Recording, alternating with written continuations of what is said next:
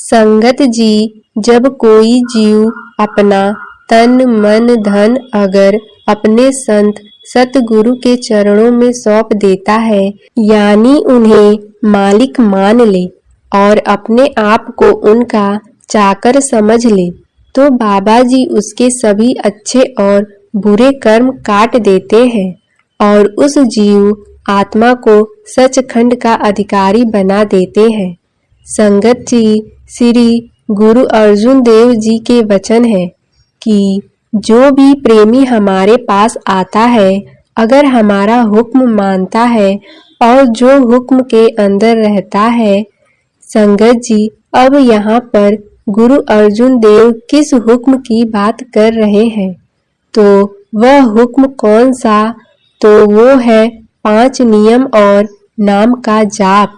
जो श्रद्धा से नित्य नेम से 5 नियम निभाए, क्योंकि गुरु का जो हुक्म है, जो कहने में आ गया, जो गुरु हुक्म कर रहे हैं, अगर वह हम कमा रहे हैं तो जिम्मेदारी गुरु की हो जाती है, क्योंकि गुरु की शरण मिलना, उनका दास बनना बहुत बड़े भाग्य चाहिए और वो हर किसी के नसीब में नहीं होता। बहुत ही विरले होते हैं जिन्हें सतगुरु की शरण नसीब होती है। संगत जी, आइए एक बड़ी प्यारी एक ऐतिहासिक घटना है, सुनते हैं कि कैसे गुरु कर्म काटता है। संगत जी, अगर हम ही बेईमान हो जाए तो गुरु क्या करे। ऐसे ही पुराने समय में बाबा जी का एक प्रेमी सेवादार था, जिसका नाम सुरेंद्र सिंह, जो सत्संग के समय पंखा जलता था। कई महीनों से सेवा कर रहा है, पर कभी कुछ मांगा नहीं। बाबा जी का बड़ा प्रेमी है, पर उसकी घरवाली बहुत बार कहती है कि बाबा जी समर्थ गुरु हैं, पूर्ण गुरु हैं, क्यों नहीं आप उनसे कहते हैं कि घर में औलाद नहीं है। तो भाई सुरेंद्र कहता है कि मैं बाबा जी की सेवा करते हुए कई बार कर्तव्य देखता हूँ, वह पूर्ण है और ऐसे गुरु से कोई दुनियावी चीज मांगते हुए मुझे शर्म आती है। वह अंतर्यामी बादशाहों के बादशाह है, सबके अंदर की जानते हैं। क्या उन्हें नहीं पता कि मेरे घर पे औलाद नहीं है, जब देनी होगी दे देंगे। इस तरह घर वाली चुप हो जाती, पर घर वाली की सहेलियां उसे उकसाती थी कि तुम्हारा गुरु पूर्ण नहीं है, अगर पूरा होता तो घर में औलाद जरूर देता। तुम चलो हमारे साथ, एक पीर बाबा है, उसके पास चलते हैं। जो भी एक बार जाता है, वह जो मंत्र बताते हैं, जो कहते हैं, वह करने से घर में औलाद हो जाती है। संगत जी, इस तरह जब उसका पति सेवा करके वापस घर आता है, तो वह अपने पति से कहती है कि कल अगर आपने बाबा जी ये मांग नहीं मांगी तो मैं आपको सेवा पर नहीं जाने दूंगी, इसलिए आप बाबा जी से जरूर मांग के आना, क्योंकि मेरी सहेलियां ताने मारती हैं कि अगर तुम्हारा गुरु पूरा होता तो झोली जरूर भरता, अब तक नहीं भरी, तुम्हारा गुरु अधूरा है। संगत जी, पत्नी की बात सुनकर इस तरह वह भाई सेवा पर चला तो गया, पर बाबा जी के पीछे नहीं खड़ा हुआ। पंखा झुलाने के लिए आगे खड़ा हुआ और झोली फैलाकर बाबा जी से कहने लगा, हे सत्यगुरु, आप तो अंतर्यामी हैं, सबके मन की बात जानने वाले हो। इस पर बाबा जी कहने लगे कि भाई तेरी जगह पीछे है, तू आगे क्या कर रहा है। तो वह कहने लगा, बादशाह आप अंतर्यामी हो, सब जानते हो। तो बाबा जी कहने लगे, फिर भी बता। तो कहने लगा, बादशाह घर में औलाद नहीं है, आप कृपया करो। बाबा जी गंभीर हो गए, 2 मिनट तक चुप कर गए। 2 मिनट तक ऊपर देखने के बाद संगत जी, बाबा जी ने इस प्रकार से हाथ हिलाकर कहा कि अभी नहीं। वह सेवादार भाई हैरानी से कहने लगा, ठीक है। सच्चे बादशाह और सेवा पूरी करके घर आ गया। अपनी घरवाली से कहता है कि बाबा जी ने कहा है कि अभी नहीं, कोई कारण होगा। संगत जी, इस तरह कुछ समय बीता। घरवाली ने फिर से उकसाना शुरू कर दिया। वो भाई फिर से गया बाबा जी के पास, क्योंकि घरवाली की संगत ठीक नहीं है। आसपास की जो सहेलियां थीं, वह उसको भटकाती कि तुम्हारा गुरु पूरा नहीं है, हमारे साथ चलो पीर बाबा के पास। सेवादार भाई कहता है, मैं गुरु को छोड़कर कहीं नहीं जाऊंगा। और इतना कहकर वो वहां चला गया गुरु के पास। गुरु दरबार में पहुंचकर फिर से वही विनती की। बाबा जी फिर से गंभीर हो गए। 2 मिनट ऊपर देखने के बाद कहने लगे कि अभी नहीं। संगत जी, इस प्रकार से 3 बार ऐसा हो गया। कई महीने बीत गए तो घर वाली गुस्से में आकर कहने लगी कि बाबा जी के घर में किस बात की कमी है। अगर वह समर्थ होते तो दे देते, समर्थ नहीं है इसलिए नहीं दे सकते। संगत जी, इस तरह पत्नी के बार बार कहने से उस सेवादार का मन भी डोल गया। घरवाली से कहता है कि बताओ क्या करना है। घरवाली कहती है कि एक अमुक पीर बाबा है, उसके पास चलो। और इस तरह वो अपनी पत्नी के साथ उस पीर बाबा के पास चल पड़ा। संगत जी, यहाँ पर हमारे प्यारे बाबा जी के वचन याद आ गए कि अगर धन चला जाए तो समझो कुछ भी नहीं गया, क्योंकि वापस आ जाएगा। धन की यह फितरत है, आना और जाना। अगर सेहत चली जाए तो समझो कुछ गया, पर अगर गुरु से श्रद्धा चली जाए तो समझो सब कुछ चला गया, यानी सब कुछ खत्म। अब यह सेवादार भाई गुरु से श्रद्धा ही गवा बैठा। संगत जी, हमें इस दिन से डरना चाहिए। किसी की भी जिंदगी में हो सकता है। इस तरह जीवन में अगर कोई दुख आ जाए और वह अरदास करने पर भी न जाए तो हमारा मन डोल जाता है और हम कहने लगते हैं कि हमारे गुरु पूरे नहीं है। बहुत बार ऐसा होता होगा सबके जीवन में। बाबा फरीद जी तो यहाँ तक कहते हैं कि मुझ पर तरस करना मेरे गुरु, मैं तुझे छोड़कर कभी किसी और दर ना जाऊं। दूसरे के दरवाजे पर बैठना पड़े ऐसा समय मत दिखाना। पर अगर मेरी किस्मत में लिखा है कि किसी दिन मुझे किसी और के दरवाजे पर जाना पड़े तो उस दरवाजे पर पहुंचने से पहले ही मेरी जान निकाल लेना। अब यह दोनों पति पत्नी पहुंच गए पीर बाबा के पास। पीर बाबा ने उन्हें कोई मंत्र दे दिया और उनसे कहा कि अमुक शमशान घाट में जाकर कब्र के ऊपर दिया जलाओ, घर में औलाद हो जाएगी। यह दोनों गए दिया जलाया, जैसे कहा था वैसे किया। सचमुच 1 साल के अंदर ही अंदर इनके घर में औलाद हो गई। अब तो इन्हें यकीन ही हो गया कि पीर बाबा बड़ा है और सतगुरु छोटे। यकीन पक्का हो गया कि गुरु नहीं दे सकता, पर इस पीर बाबा ने औलाद दे दी। घर में समय बीतता गया। यह बच्चा ऐसा निकला कि रोज किसी न किसी से झगड़ा, रोज किसी न किसी का सर तोड़ दे, किसी का सामान तोड़ दे। रोज झगड़े को खत्म करने के लिए इस सेवादार को धन देना पड़ता और इस तरह करते करते यह सेवादार धन दे देकर थक गया और सर पकड़कर कहने लगा कि ऐसी औलाद किस काम की, ना आराम से बैठे और ना ही आराम से बैठने दे। जैसे कोई भूत आ गया हो घर में, उत्पात मचा कर रखा है। पूरे गांव में सब कहते हैं कैसा लड़का है, कैसी औलाद है, इंसान है कि भूत है, टिकता ही नहीं। एक दिन गांव में एक संत सत्संग सुनने आए तो वहां पर भी वो लड़का किसी की बात नहीं सुन रहा। माता पिता के समझाने पर भी बैठ नहीं रहा, चिल्लाते जा रहा है। सेवादारों के कहने पर भी संभल नहीं रहा, दौड़ रहा है, चिल्ला रहा है।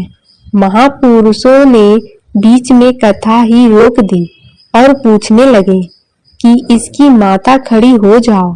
माता खड़ी हो गई, कहने लगे सच सच बताओ, यह बालक कहाँ से लिया है, कहाँ जाकर झोली फैलाई थी।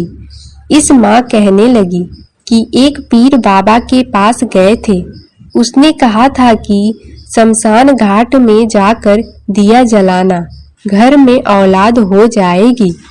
महापुरुष मुस्कुरा पड़े और कहने लगे कि शमशान घाट में कौन रहते हैं, तो कहने लगी भूत। तो संत हंस कर कहने लगे तो घर में भूत ही आ गया है। यही हुआ इनके साथ। वह सेवादार धन खर्च कर कर के थक गया और एक दिन घर में सुनाई दिया कि किसी से झगड़ा कर रहा था। जवान हो चुका है, झगड़े में उसने प्राणी त्याग दिए। अब दोनों परेशान हो गए। अब घर वाली क्या कहती है कि बाबा जी स्वर कला समर्थ है, इस बालक को उनके पास ही लेकर चलते हैं, वह जीवित कर देंगे। संगत जी, अब उन दोनों को बुरे समय में बाबा जी याद आ गई। जब दुख आया, सेवादार ने सोचा कि गुरु बख्शनहार होते हैं, बख्श देंगे, और इस तरह इस बालक को उठाया और बाबा जी के चरणों में जाकर रख दिया और रोने लगे। बाबा जी कहने लगे, भाई इतने साल कहाँ छुप रहा? तो कहने लगा, सच्चे बादशाह बख्श दो। इस तरह घरवाली कहने लगी, क्या आप इसे जिंदा कर सकते हो? कृपया करो हम पर। इस पर बाबा जी कहने लगे, ऐसे कैसे हो सकता है? अब तुम इसका ख्याल छोड़ दो। यह पिछले कर्म होते हैं, लेना देना होता है, अपने कर्म भोगने पड़ते हैं। उसने लेना था और तुमने देना था। अब हिसाब पूरा हुआ और इसलिए वो चला गया। अब छोड़ो इसका ख्याल। सेवादार कहने लगा, बादशाह ऐसे कैसे हो सकता है? हम नहीं मानते इस बात को। संगत जी, इस तरह वो पति पत्नी विनती करने लगे तो उस वक्त बाबा जी ने अपने हाथ में जल लेकर उस बच्चे के ऊपर डाला तो वह उठ खड़ा हुआ। इधर इन दोनों पति पत्नी ने देखा कि बेटा जीवित खड़ा है, तो यह दोनों माता पिता भागकर उस बच्चे को गले से लगा लिया और रोने लगे। लेकिन जैसे ही गले से लगाया, उस बच्चे ने दोनों को जोर से धक्का मारा और कहने लगा, दूर हटो, मुझे हाथ मत लगाओ। लड़के की बात सुनकर माता पिता हैरान हो गए। कहने लगे, बेटा यह क्या कह रहा है? इस पर बाबा जी कहने लगे, तुम्हें मेरा विश्वास नहीं आना था, इसलिए तुम खुद देखकर बात कर लो, इनसे पूछ लो भाई कौन है। कहने लगे, हम तेरे माता पिता हैं, तेरे लिए रो रहे हैं, तुझे इतना बड़ा किया, पाला पोसा। वो लड़का हंस पड़ा, कहने लगा कि तुम मुझे नहीं जानते, पर मैं तुम्हें जानता हूँ। मैं अपना हिसाब पूरा करने आया था। मैं तुमसे इतनी नफरत करता हूँ कि मैं तुम्हारी शक्ल भी न देखूं, पर मुझे वापस बाबा जी के हुक्म से आना ही पड़ा। माता पिता कहने लगे कि हमें समझ नहीं आ रहा। समझाओ तो। वो लड़का कहने लगा, याद करो कई साल पहले, मेरे जन्म लेने से कई साल पहले तुम्हारे घर में शाम के वक्त एक साधु आकर ठहरा था। अब यह सोच में पड़ गए, लेकिन थोड़ी देर बाद कहने लगे कि हाँ आए थे। तो वह लड़का कहने लगा, उस साधु की तुमने सेवा की थी, रात को अपने घर में रखा था, उसने आश्रय मांगा था, तुमने रखा था। उस साधु के हाथ में छड़ी थी और उस छड़ी में जो खूंटी लगी थी वह सोने की थी। तुम्हारी घरवाली ने तुमसे कहा था कि साधु को सोने की क्या जरूरत है, सोने की खूंटी हम निकाल लेते हैं। तुम्हारे समझाने के बाद भी वह ना मानी और तुम दोनों ने मिलकर वह सोने की खूंटी निकाल ली। जब वह साधु सुबह उठा तो उसने तुमसे कहा कि भाई मेरे सोने की खूंटी कहाँ है? तुम लोगों ने उसे धक्के मारकर बाहर निकाल दिया कि हम पर इल्जाम लगा रहे हो, हम क्या चोर हैं? एक तो घर में आश्रय दिया। वह कहने लगी, हाँ याद आ गया, हमने ऐसा ही किया था। आगे लड़के ने कहा कि साधु कहता रहा, विनती करता रहा कि वह सोने की जो छड़ी है वह मेरी नहीं है, अमानत है किसी की। अगर मैंने जाकर वापस नहीं दी, सोना उसमें नहीं लगा रहा तो मेरे इस माथे पर कलंक लग जाएगा, मेरे गांव से मुझे निकाल दिया जाएगा। उसने लाख मिन्नती की पर तुमने उसकी एक नहीं सुनी। वह गया, उसके गांव वालों ने उसे बाहर निकाल दिया, लेकिन सन से की माथे पर कलंक लग गया। इस तरह उसने अपनी जान भूखा रहकर गवा दी। मैं वही साधु हूँ, मैं तुम्हारा लड़का बनकर हिसाब पूरा करने आया था। जो तुमने वह सोने की छड़ी में सोना निकाल के रखा था, अब देना तो पड़ेगा ही। मैं वह हिसाब पूरा करने आया था। जितना न मेरा तुमसे ब्याज निकलता था वो मैंने सूद समेत वापस ले लिया है, और जब हिसाब पूरा हुआ तो मैं चला गया। संगत जी, यह दोनों पति पत्नी दोनों शर्मिंदा हो गए और इस लड़के ने फिर से प्राण त्याग दिए। उस साधु ने एक और बात बताई। उस लड़के ने कि तुम बाबा जी के प्रेमी थे, सेवा करते थे, तुम आए थे बाबा जी के पास, हमारे घर में औलाद नहीं है, औलाद दे दो। मैं तैयार बैठा था कि बाबा जी कब इशारा करें और मैं तुम्हारे घर में जन्म लूं, पर अपना बदला पूरा कर सकूं। बाबा जी ने मेरे मुंह पर थप्पड़ मारकर कहा कि अभी नहीं, लेकिन फिर दोबारा से तुम आए तो यह देखकर मैं तैयार और खुश हो गया कि अब बाबा जी इजाजत दे देंगे। पर बाबा जी ने दूसरी बार भी थप्पड़ मारकर मुझे दूर कर दिया। नहीं, यह हमारा सेवक है, हम पर भरोसा करता है, विश्वास करता है, सेवा करता है, हम उसके कर्म काट देंगे। पर तुमको तो अपने सतगुरु पर विश्वास और पूरा भरोसा ही नहीं था कि गुरु आने वाले दुख को काट देते हैं। संगत जी, इस घटना को सुनकर हम समझ सकते हैं कि अगर हम अपने सतगुरु अपने बाबा जी पर अटूट विश्वास और भरोसा रखते हैं तो हमारे प्यारे बाबा जी हमें वही चीज देते हैं जिनमें हमारा फायदा होगा, क्योंकि जिसकी अपने गुरु से पूरी नहीं पड़ी उसकी और किसी से भी पूरी नहीं पड़ सकती। इसलिए अपने गुरु पर विश्वास रखो। अगर वह नहीं दे रहे कोई चीज मांगने पर तो जरूर वह हमारे लिए आग ही होगी, पर हम डोल जाते हैं, हमारी सुई अटक जाती है उसी चीज पर जो नहीं है, जो इतना कुछ दिया है उसे नहीं देखते और कंप्लेन करते हैं। पर हमें अपने गुरु के प्रति ऐसा नहीं होना चाहिए था। हमें तो ऐसा होना चाहिए था जैसे एक बच्चा अपने टीचर पर विश्वास करता है, उसी प्रकार हमें भी अपने गुरु पर अगर पूरा विश्वास रखें तो गुरु हमारे आने वाले कर्म काट देते हैं। उन्हें पता है कि हमें क्या देना है और क्या नहीं देना। और दूसरी शिक्षा, इंसान कर्म करते वक्त सोचता नहीं है, पर जब भुगतान करना पड़ता है तो रोता है। इसलिए कोई भी कर्म करने से पहले 100 बार सोचो।